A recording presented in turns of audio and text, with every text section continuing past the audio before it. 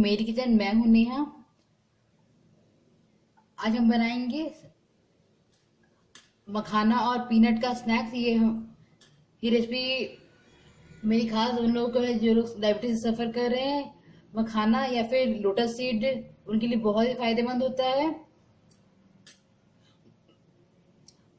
ये best option है weight loss करने वाले लोगों के लिए भी।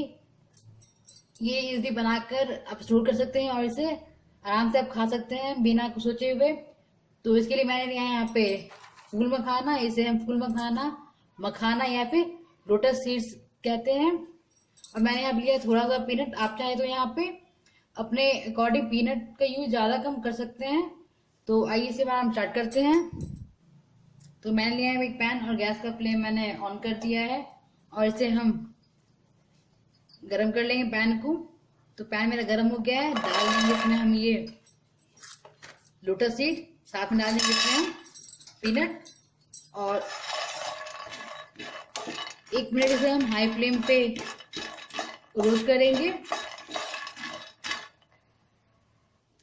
गैस का फ्लेम लो कर देंगे और इसे हम रोस्ट करेंगे।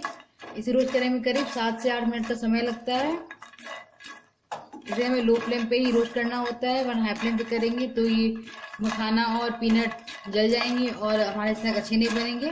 तो इसे हम लो फ्लेम पे रोस्ट करेंगे।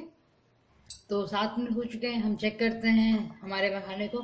तो इसे हम इस तरह से प्रेस करके देखेंगे, ये इस तरह से टूट रहा है तो हमारा मखाना अच्छे से फ्राई हो गया है। हम गैस का फ्लेम बंद कर देंगे और तैयार है हमारा बादाम और मखाने का नमकीन। आप मेरी रेसिपी जरूर ट्राई कीजिएगा। आई होप आपको मेरी रेसिपी पसंद आएगी। तो मिलते हैं नेक्स्ट टाइम नई रेसिपी के साथ। Thank you.